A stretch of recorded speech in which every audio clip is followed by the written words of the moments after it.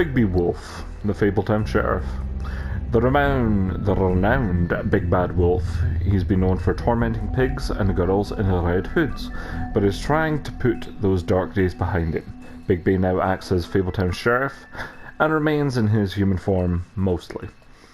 However, due to his rough past, the citizens of Fabletown are slow to trust him. Bigby is determined to show that he's truly changed, but some instincts are just too hard to control. Snow White, the assistant to the deputy mayor. Snow White may seem cold, but this stems from her life of mistreatment and abuse back in the homelands. After escaping assault and imprisonment, not to mention an attempt on her life, she married Prince Charming. It wasn't long before Snow discovered that Charming cheated on her with her estranged sister, Rose Red, and she divorced him. After the Exodus, Snow focused her attention on setting up a safe haven for fables in the New World. She now serves as assistant to the deputy mayor of Fabletown. The Woodsman, a fallen hero. The Woodsman is one of the few men who went toe-to-toe with Bigby in his Black Forest days and lived to tell the tale. In an attempt to save Little Red Riding Hood, he split the Great Wolf's belly open with his axe, filled him full of rocks, and threw the beast into a river. To his dismay, his popularity has faded, even his name is forgotten, and he is only known as the Woodsman. Faith, Donkey Skin Girl. Faith, otherwise known as the Donkey Skin Girl, made it through the Exodus from the magical homelands with the clothes on her back, her husband, and nothing else. She was once a beautiful princess, happily married to Prince Lawrence of a neighbouring kingdom. Her life should have been a happy ending, but the mundane city of New York wasn't kind to her or her marriage. With no money, Faith found herself turning tricks to make the rent for a cheap apartment on the outskirts of Fabletown. She had a difficult life, but she did what she could to survive in an unfamiliar world. Beauty, a caring wife. Beauty and her husband Beast once lived in an enchanted castle, but they were forced to flee the homeland in the Exodus, leaving all of their wealth behind. Now they live in a modest studio in Fabletown, New York. Though times are hard, with Beast working multiple jobs to pay the bills, the couple have the longest lasting relationship of all the fables. Beast, a concerned husband.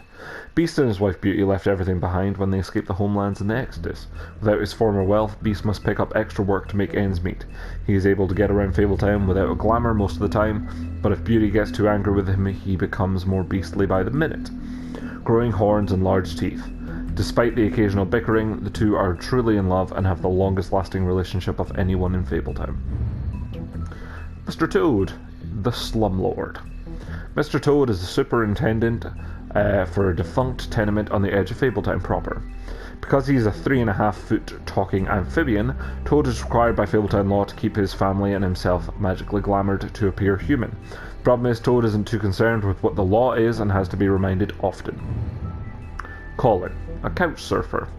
Colin is better known as one of the three little pigs. Back in the homelands, they were harassed by the Big Bad Wolf, who blew down Colin's house of straw. And after the Exodus, Colin and the other fables who couldn't pass for human were sent to live at the farm in upstate New York. Unable to stand such a boring life, Colin constantly makes trips down to Fabletown to bother Bigby. He is always caught and sent back to the farm, but he doesn't let that stop him. Ichabod Crane, Deputy Mayor of Fabletown. Hailing from the haunted town of Sleepy Hollow, Ichabod Crane has been Deputy Mayor of Fabletown for nearly 115 years. Crane is a bundle of nerves and takes his job very seriously, though that doesn't mean he always does it well. As one of Fabletown's elites, Crane is often blinded to the troubles of the less well-off citizens. Overall, Crane is authoritarian, cowardly, and has always been hiding something. Buffkin, Fabletown Librarian. Buffkin is the talking winged monkey from the land of Oz. Now, as Fabletown's librarian, he spends his time reading and stealing his deputy mayor's booze. He's prone to mischief, so when something goes wrong, he assumes he'll receive the lion's share of the blame. He's helpful when he wants to be, but most of the time he'd rather be drinking. Someone would have fired him a long time ago, but he's the only one who can make sense of the filing system. Fabletown, home of the fables. Fabletown is a community located on Bullfinch Street in Manhattan's Upper West Side. To regular people, or Mondays, it appears to be an ordinary New York neighborhood, but it is really the home of fables from many worlds, and within the business office at the Woodlands lies a massive cavern. A vast library and hundreds of magical items of immense power. All non-human fables live upstate on the farm, an extension of Fabletown. The Farm, a Fabletown annex. The farm is home to fables who cannot pass as humans, giants, goblins, animals, etc. It is located in upstate New York, far enough away from the Mondays to avoid detection. Some of its residents resent their confinement to the farm, despite its size and comforts. To them, the farm is a prison. They wouldn't be allowed to leave the farm if they could purchase. They would be allowed to leave the farm if they could purchase a glamour, but many don't have the money for something so expensive, though some, like Colin, sneak out into the city anyway. Mondays, non-fables. Short for mundane, Monday is a catch-all term that fables use to refer to the non-magical inhabitants of their adopted home. Warning spells around the blocks of Fabletown and the farm keep their minds distracted and dull within certain boundaries. However, if anything should pique their interest, their curiosity or scrutiny in a large group of Mondays, these magical protection charms would overload and fail. As Sheriff of Fabletown, one of Bigby's primary functions is ensuring the Fabletown community maintains a low profile. Glamours, disguise spells. Glamours are spells that allow the user to change their appearance. They are expensive but can be purchased by non-human fables in order to pass for humans along the Mondays. Cheap glamour can be found in the seedier parts of Fabletown, but they are often unreliable and prone to failure. Prince Lawrence, Faith's husband. After escaping the homelands, Prince Lawrence and his wife Faith immediately fell victim to the harsh realities of the mundane world. They moved to New York hoping to find aid in a community of fellow fables, but without enough money to live in Fabletown, they had to settle on an apartment on the outskirts of the neighborhood. Unfortunately, that meant that they were out of sight and out of mind when it came to the government assistance. Their prospects dwindling, Faith left Lawrence to try and make it on her own. Now, without his wife for support, Lawrence struggles to motivate himself and quickly sinks into depression. The Tweedles, hired goons. The Tweedle brothers, Dum and Dee, are thugs for hire. They appear human, allowing them to carry out their contracts in the Monday world without drawing suspicion. They are as inseparable as they are ruthless. Holly, the Trip Trap owner. Holly is a no-nonsense kind of troll and the owner of the Trip Trap. She's glamoured to appear human, but her patrons know better. Holly takes good care of her regulars, often the downtrodden fables with little to spare, but she has no patience for the Fabletown's government. That has done nothing to locate her missing sister. Grendel, Drifter.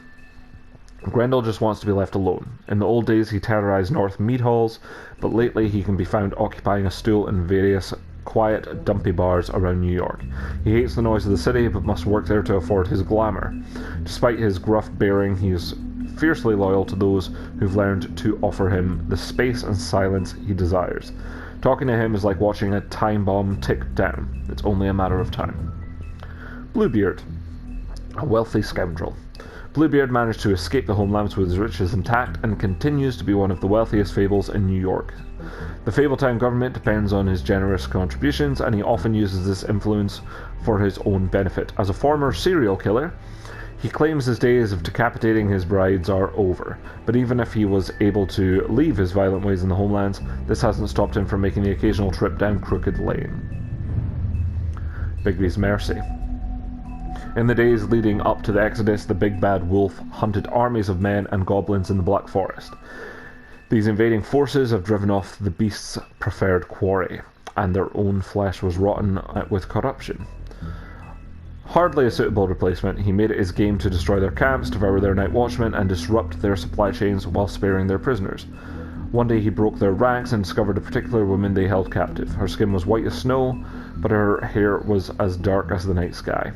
He approached her, and she, knowing no sword could match the giant wolf's power, bravely placed her shackles in the beast's mouth.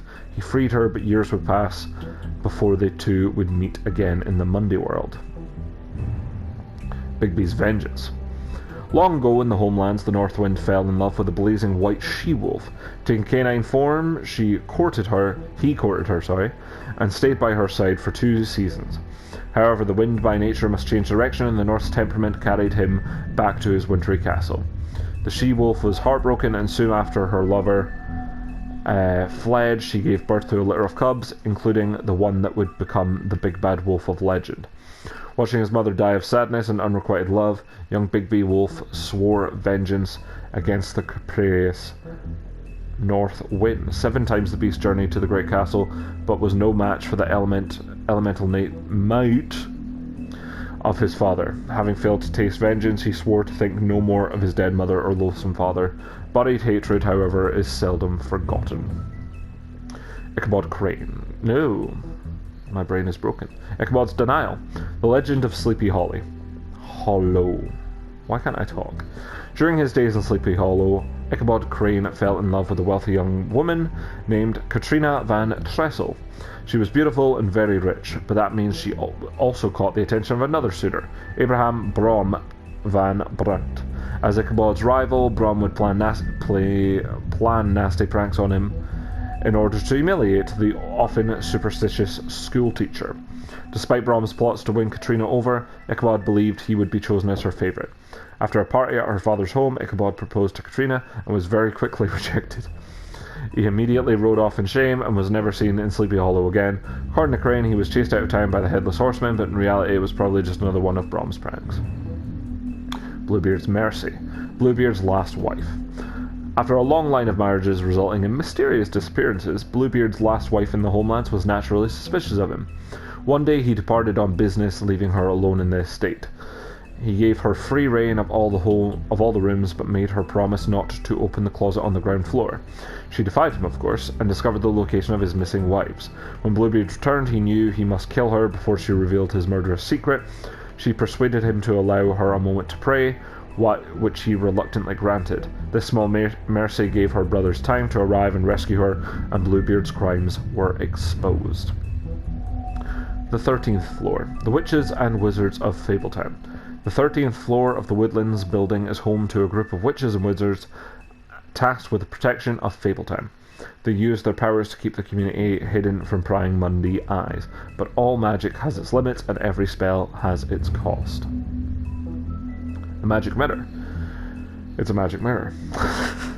The magic mirror speaks mostly in rhyme and demands that others do the same. He also requires the name of whatever object or person you wish to find. If you follow these rules, the mirror will show you a glimpse of whatever you want to see, but nothing more.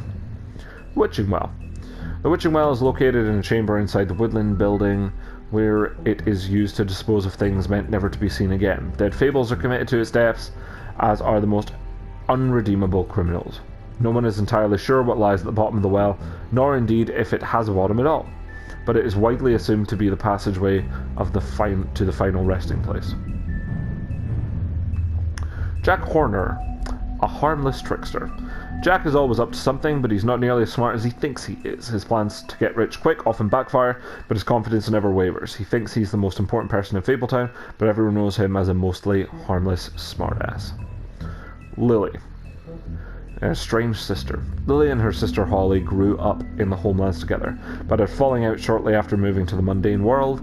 Aimless and increasingly destitute, Lily turned to prostitution, and now she's the second victim in an ongoing murder investigation. Troll Cross, Lily's brooch. A troll cross is an amulet made of iron that was foolishly thought to protect the wearer from trolls. Lily acquired hers while wandering through the wilderness searching for something to eat. She came across a human, but before she could devour him, he held the troll cross out and shouted, "Back! Back, you troll!" After enjoying her tasty snack, Lily plucked the cross from the dead man's hands.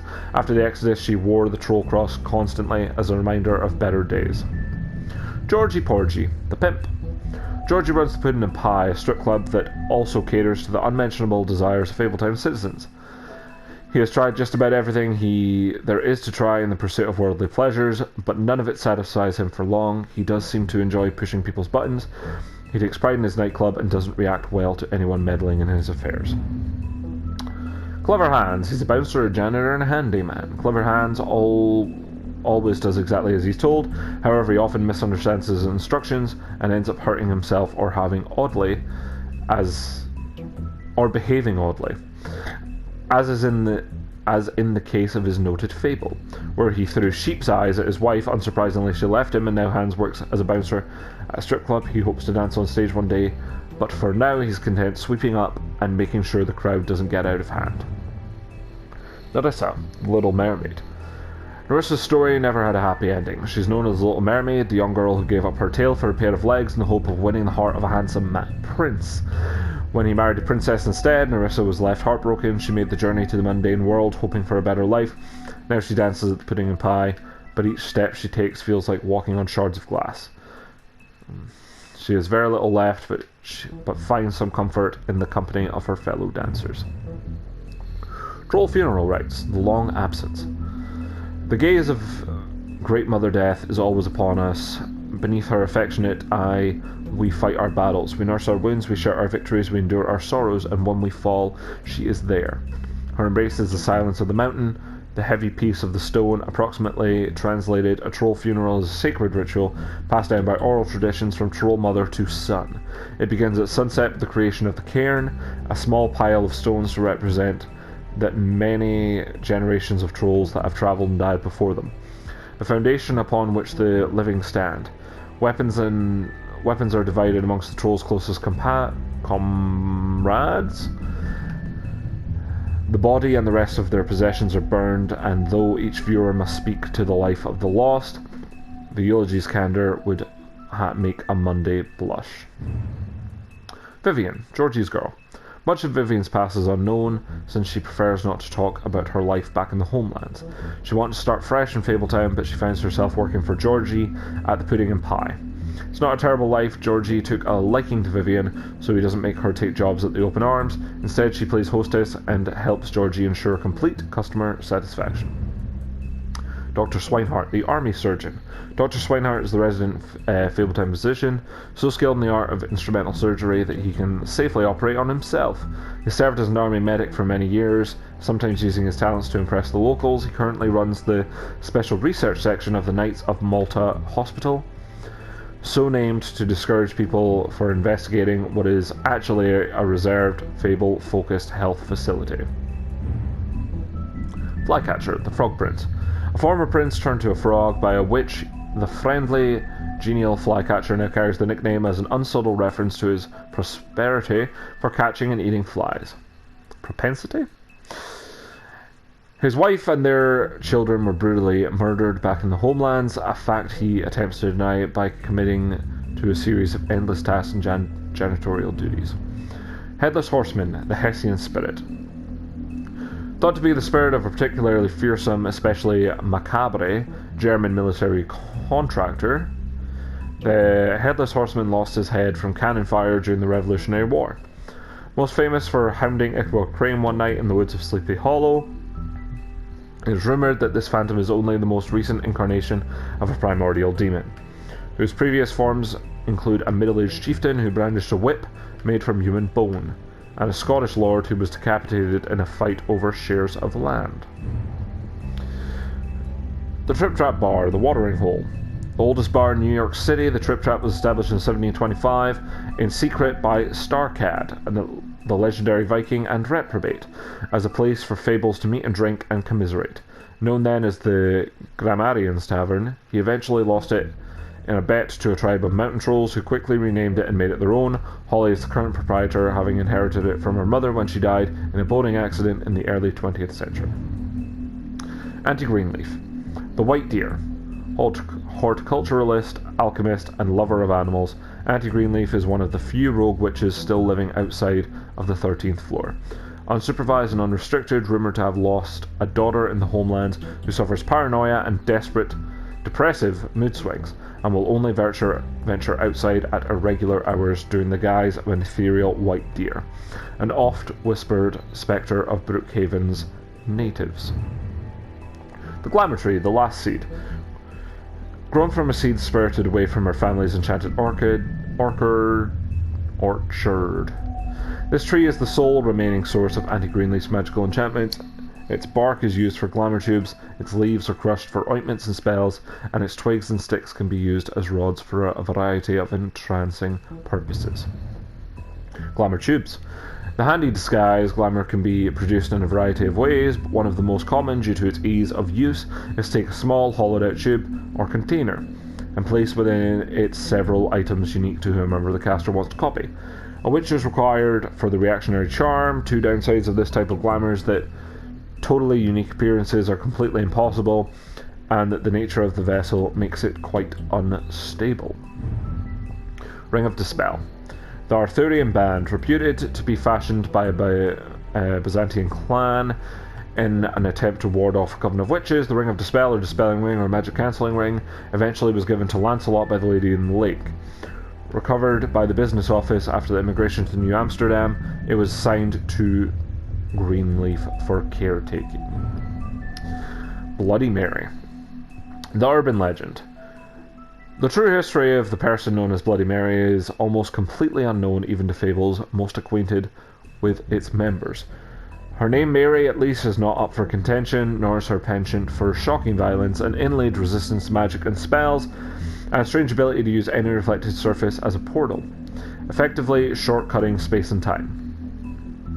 Thought by Mondays to be the wailing apparition of a childless ghost, though any evidence of that is as yet unseen. Silver bullets, a wolf's weakness. The legends of great and magical wolves often make mention of their weakness against weapons made of silver, and those tales bear out to be true. The silver bullet Mary shot Bigby with was not the first, but any of them could be his last. Any silver left in Bigby's body weakens his system, slowing his health, and can cause long-term damage. Acting Deputy Snow White. With Ichabod Crane firmly out of the picture and King Cole still absent, the task of leading Fabletown falls squarely on Snow's shoulders. She has performed many of the job's duties for a long time, picking up the slack for Crane, but now that she is fully in charge of the business office, she has to deal with a new level of politicking that she had not previously been exposed to. Donkey skin coat. Hide in plain sight. Only the truly beautiful will fully understand the power of a coat that makes its wearer appear ugly. It is the power to be invisible while still being seen. Unfortunately, its value can also be hard to see, but it is still a magic coat, and to some collectors that is enough. Briar Rose, the Sleeping Beauty. One of the few fables to find fortune in this world, Briar Rose has even turned her weakness into a strength. When her finger is pricked, it not only puts her to sleep, but also those within a certain radius of her slumber. This can be a powerful tool and is one of the ways this Sleeping Beauty is more than just a pretty face. If only she didn't need a kiss from Prince to wake her up. The Jersey Devil, a Garden State goon. Not all of the fables who come into this world landed in Fabletown. There are those who scattered across the farthest corners of the earth, and there are those who simply prefer the Garden State to the Empire State, such as the Jersey Devil. Reports of its appearance have varied, although most accounts make mention of leathery wings and an encounter with a certain axe of legend some years ago that had temporarily rendered that feature absent. The woodsman's axe ensorcelled by druids. Once just a simple tool for felling trees, this axe became much more when it was ensorcelled. Is that the right word? By druids and marked with their runes, but it truly became an object of legend when the woodsman used it to slice the big bad wolf from nape to neck in protection of Little Red Riding Hood. It may carry an old world charm, but its simplicity of design and quality of workmanship make it an effective tool or weapon even today. Johann, the Butcher. His name is often said in the same breath as that of the baker and the candlestick maker of Fabletown. And like those other tradesmen, Johann the Butcher's storefront has served Fabletown for ages. Fresh cuts, exotic meats, and even full sides of beef for the vigorous appetites of ogres and trolls. But Johann's business has fallen on hard times and fallen in with the wrong crowd. As the quality of his products declined and his business turned into a front operation for the crooked man, some have started to wonder if they ever really knew Johann. Bluebeard's money. One might think that Bluebeard donates funds to the Fabletown government for nefarious purposes, seeking special favours or to have a louder voice in government proceedings. But what he really wants is stability and strength, because as far as Bluebeard is concerned, Fabletown exists to insulate him from the Mundy world. As much as his money can be a sword, it also serves as a shield. The Crooked Lair, headquarters. Occupying a desanctified church, this is just one of the many locations the Crooked Man operations uses to run the Fabletown's underworld. Its lounge atmosphere makes for a comfortable meeting place unless you're an unwelcome guest. It is completely boarded up to the outside world, and the only way in is through one of the many portals marked by a door with the Crooked Man's Catherine wheel icon scattered throughout the city and elsewhere. The Crooked Man, Crime Lord. The Crooked Man has slowly built himself into one of the most powerful figures in Fabletown. His operation started with a crooked sixpence and a crooked house, two things he cared about more than his wife or children, whom he killed rather than let them stand in his way.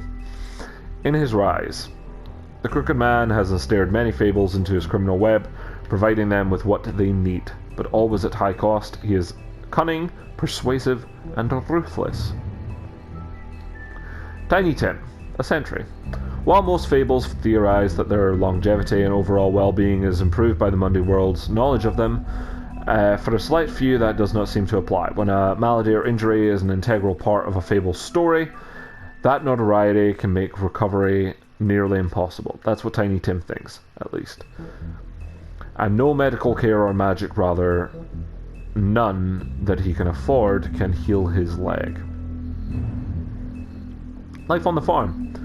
With its idyllic location and managed community, the farm would seem to be a welcome alternative to eking out an existence in Fabletown, but those who have lived there see it very different. They see it for what it is, a prison, a place where you are free to be who you are and do whatever you please, except leave.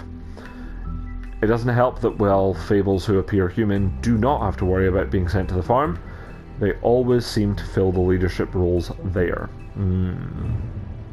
Vivian's story, the girl with the ribbon. Vivian was the very first to bear the curse of the purple ribbon.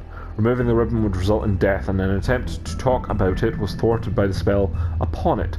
As time went on, she tried to live a normal life. Eventually she married a nice man, but he was constantly wondering about the ribbon around her neck. Despite her pleas from him to leave it alone, one night while she was sleeping, he attempted to remove it. As he pulled on the edge of the string, Vivian woke and saw what her husband was doing. In a panic, she pulled away, preventing the ribbon's knot from being undone. Furious, she tried to express the severity of his actions, but her husband was unable to understand. She realized then that she couldn't trust him and decided to leave. She lived alone for the rest of her days in the homelands, preferring the safety of isolation to the risk of another betrayal. Puddin' and Pie, Vivian and Georgie's place. Vivian and Georgie met during the exodus from the homelands, and they helped each other survive the long journey to the mundane world. Upon their arrival, however, they found it hard to make a decent living with what little money they had. They opened the Puddin' and Pie. Operating a strip club may not have been the most desirable occupation, but they figured it was better to be in charge of a place like this than be forced through desperation to work at one. The Winter Wolf, Bigby's mother. Bigby's mother, Winter, fell in love with the North Wind and bore him 7 wolf cubs, but he quickly grew tired of her and left Winter. Heartbroken and alone, she tried to care for her cubs despite her grief. She was especially fond of Bigby, but as the runt of the litter, he was often teased by his older brothers.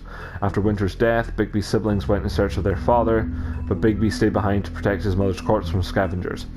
Unfortunately, he was too small to defend her, and from then on he vowed to eat something bigger each day until he was large enough to confront his father and finally make him pay for the pain he caused his family. The Big Bad Wolf. Bigby's true form. Bigby's true form is that of a giant 8-foot-tall wolf. In addition to this iconic huff and puff power, he has also inherited other abilities from his father, the North Wind. For example, Bigby is able to hold his breath for an abnormally long amount of time, making it impossible for him to drown. Mary's loyalty, part of the job. Bloody Mary began working for the Crooked Man many centuries ago. He promised her freedom to do as she pleased, as long as she agreed to act as his personal bodyguard and hitman. Because of the Crooked Man's power and influence, Mary never had to worry about getting caught by the authorities. She enjoys her job immensely and would defend the Crooked Man to the death, mostly because she finds it fun. Fabletown Justice. When a criminal is captured in Fabletown, the traditional procedure is to hold a formal hearing in front of the community or concerned parties. However, exceptions are often made to expedite the process. In reality, there aren't any hard and fast rules for these types of situations, and the extent to which policies are upheld can depend on who is being charged. A new order. Snow White in charge. With Crane out of the picture, Mayor Cole has officially appointed Snow White as the Director of Operations and Deputy Mayor in his absence. Many would say this promotion is a long time coming, since she was instrumental in the establishment of Fabletown and personally ensured that many fables made it to the new world safely. She's also been doing the work of Deputy Mayor unofficially for years. Sheriff Bigby.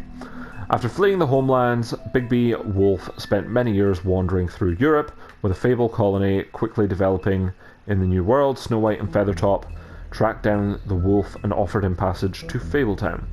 He agreed, and Snow cut him with a lycanthropy-stained knife to give him the control to change into human form at will. Bigby became Sheriff of Fabletown under King Cole's administration, but because of his violent past, many Fables didn't trust him, and he was banned from ever setting foot on the farm. To this day, he struggles to redeem himself in the eyes of the community. Thank you.